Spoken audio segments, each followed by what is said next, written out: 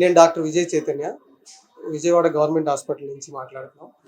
ఇది 2018లో అప్పుడు ఉన్న గవర్నమెంట్ మన గవర్నమెంట్ హాస్పిటల్‌లో ఇంటర్వెన్షనల్ కార్డియాలజీలో ఉన్న లోటుపాట్లను గమనించి, ఈ ఇంటర్వెన్షనల్ కార్డియాలజీ అనే డిపార్ట్మెంట్‌ని పబ్లిక్ ప్రైవేట్ పార్ట్నర్‌షిప్ ద్వారా వెళ్లదామనే ఆలోచనతో నీతి ఆయోగ్ గైడ్‌లైన్స్‌తో స్టార్ట్ చేయటం జరిగింది. అప్పుడు ముఖ్యమంత్రి గారు, ఇప్పుడు ప్రెజెంట్ ముఖ్యమంత్రి గారైన నారా చంద్రబాబు నాయుడు గారి స్వహస్తాలతో 2018లో గుంటూరులో ఈ ప్రోగ్రామ్ స్టార్ట్ చేయటం మొదలుపెట్టారు. 2020 నవంబర్లో విజయవాడ గవర్నమెంట్ హాస్పిటల్లో ఈ ప్రోగ్రామ్ అనేది స్టార్ట్ చేయటం మొదలుపెట్టాం. ఆ రోజు 2020లో మేము మొదలుపెట్టినప్పుడు ఇక్కడ మనకి 10 నుంచి 15 మంది ఓపీ సర్వీసెస్తో ఈ సర్వీసెస్ మొదలుపెట్టాం.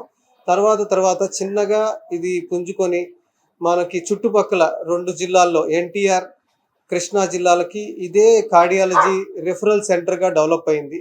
దాంతో ఈ 10-15 మంది వచ్చే ఓపీ కాస్త ఈరోజు 250 నుంచి 300 మందికి ప్రతిరోజు చూడటం జరుగుతుంది ఓపీ సర్వీసెస్. ఇంటర్వెన్షనల్ కార్డియాలజీలో కూడా 10 నుంచి 15 మందికి కనీసం యాంజియోగ్రాములు కానీ స్టంట్స్ కానీ చేయటం జరుగుతుంది. ఇది ఇవల్యూషన్లో ఇప్పుడు మనం ఏ స్టేజ్కి వచ్చిందంటే హాస్పిటల్ క్లిష్టతరమైన కేసెస్ బయట హాస్పిటల్స్లో సంక్లిష్టమైన కేసెస్ రీత్యా కూడా ఇక్కడికి రిఫర్ చేయటం జరుగుతుంది. ఇంకా కొన్ని హాస్పిటల్స్లో జరిగే రేర్ చికిత్సలు కూడా ఇక్కడ మొదలు పెట్టడం అనేది జరిగింది. ఉదాహరణకి ఈరోజు మన ప్రెస్ కాన్ఫరెన్స్ ఉద్దేశం ఈ లాస్ట్ 2 డేస్లో ఈ హాస్పిటల్లో జరిగిన 2 కేసుల గురించి ముఖ్యంగా డిస్కస్ చేయడానికి ఈ కాన్ఫరెన్స్ జరిగింది. ఈ 2 రోజుల్లో మొదటి రోజు ఒక పేషెంట్ 60 సంవత్సరాల ఒక పెద్దాయన బయట హాస్పిటల్లో అన్స్టేబుల్ యాంజైనా అనే కండిషన్తో అడ్మిట్ అయ్యి ఛాతీ నొప్పితో బాధపడుతూ వెళ్ళారు. అక్కడ యాంజియోగ్రామ్ అనేది తీసి చూస్తే ఏంటంటే ఒక రక్తనాళంలో 90% కాల్షియం నిండిన బ్లాక్ ఉండటం వల్ల సాధారణంగా జరిగే స్టెంట్ ప్రొసీజర్ అనేది చేయటం కుదరదని, కాల్షియం బ్లాక్ అవటం వల్ల దాన్ని రోటాబ్లేషన్ అనే డ్రిల్లింగ్ ప్రక్రియ చేసిన తర్వాత మాత్రమే స్టెంట్ చేయటం కుదురుతుందని చెప్పి దానికి మామూలుగా 7 to 8 lakhs ప్రైవేట్ ఆసుపత్రిలో అవుతుంది అని చెప్పినారు. దాంతో ఏంటంటే ఆ పేషెంట్ వేరియస్ హాస్పిటల్స్ తిరిగిన తర్వాత మన హాస్పిటల్లో ఉన్న డిప్యూటీ సూపరింటెండెంట్ గారి ద్వారా మన కార్డియాలజీ డిపార్ట్మెంట్ని సంప్రదించడం జరిగింది. ఇక్కడ సంప్రదించిన తర్వాత మనం ఆ ప్రొసీజర్కి అన్ని ఏర్పాట్లు చేసుకొని డాక్టర్ శ్రీహరి గారు, మురళి గారు, ఈ టీం అంతా కూడా మేము దాన్ని రోటాబ్లేషన్ అనే ప్రొసీజర్ ద్వారా ఆ బ్లాక్ని క్లీన్ చేసిన తర్వాత కటింగ్ బెలూన్ అనే తర్వాతి ట్రీట్మెంట్తో ఆ బ్లాక్ని ఓపెన్ చేసి ఆ కాల్షియం అనే దాన్ని తీసివేసిన తర్వాత శుభ్రం చేసిన తర్వాత స్టంట్ అమర్చడం జరిగింది. సో ఇలాంటి ఎన్నో కేసెస్, కాంప్లెక్స్ కేసెస్ ఈ లాస్ట్ 5 yearsలో కూడా మనం చేస్తూ వస్తున్నాం. అన్ని మీడియాస్లో కూడా రెగ్యులర్గా మనం ఈ అప్డేట్స్ అనేది ఇస్తూ వస్తున్నాం. ఇంకొక కేసు ఏంటంటే మనకు 30 ఏళ్ల వయసు మహిళ మనకు చిలకలూరుపేటలో చేతి నొప్పితో మనకి ఎడం చెయ్యి నల్లబడటం, వేళ్ళు నల్లబడటం అనే ప్రాబ్లంతో వెళ్ళారు. అక్కడ దాన్ని కుళ్ళిపోతున్నట్టుగా గమనించి వేళ్ళు రక్తనాళాల్లో బ్లాక్స్ చేతికి వెళ్ళే రక్తనాళాల్లో బ్లాక్స్ ఉండే అవకాశం ఉందని చెప్పి దాని ఖర్చు చెప్పేపాటికి వాళ్ళు ఆ ఖర్చుకి తట్టుకోలేక మనకి ఈ గవర్నమెంట్ హాస్పిటల్ని సంప్రదించడం జరిగింది. ఇక్కడ మన ప్లాస్టిక్ సర్జరీ డిపార్ట్మెంట్లో ఆ పేషెంట్ని చూసి సిటీ యాంజియోగ్రామ్, పెరిఫెరల్ యాంజియోగ్రామ్ చేసి ఛాతీ నుంచి చేతికి వెళ్ళే రక్తనాళంలో బ్లాక్ ఉన్నట్టుగా గుర్తించి మన దగ్గరే పంపించాం.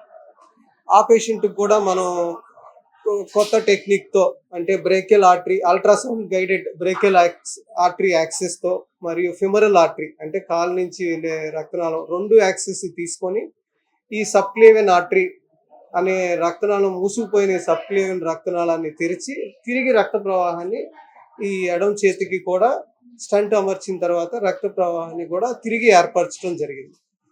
దాంతో ఏంటంటే అట్లీస్ట్ మనం పేషెంట్కి ప్రాణాపాయం నుంచి బయటపడేసే అవకాశం దక్కింది.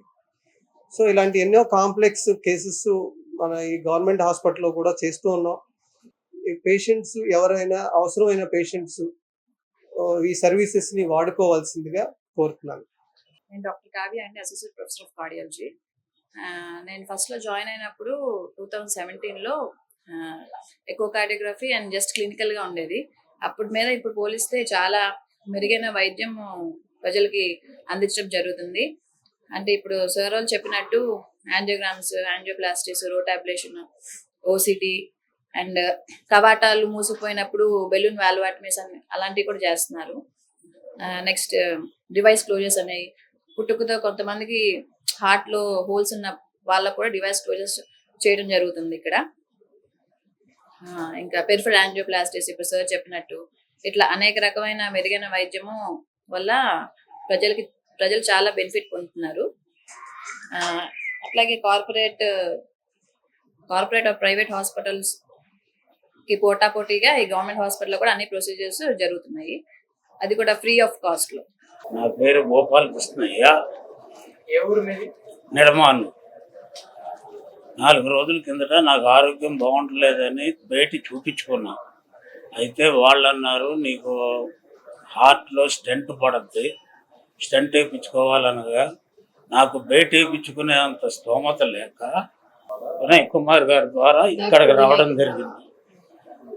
అయితే ఇక్కడ ఉన్న మొత్తం స్టాఫ్ చక్కగా సహకరించి నాకు సరైన వైద్యం అందించి నన్ను చాలా సాటిస్ఫై చేశారు. పేరు షేక్ శంషాద్ బేగం, చిలకలూరుపేట నుంచి వచ్చాము సార్. భుజానికి స్టెంట్ వేయాలన్నారు. గుంటూరు జిల్లా మొత్తం తిరిగేసాం. గవర్నమెంట్ హాస్పిటల్కి కూడా వెళ్ళాము సార్, ఆడ కూడా కుదరదన్నారు.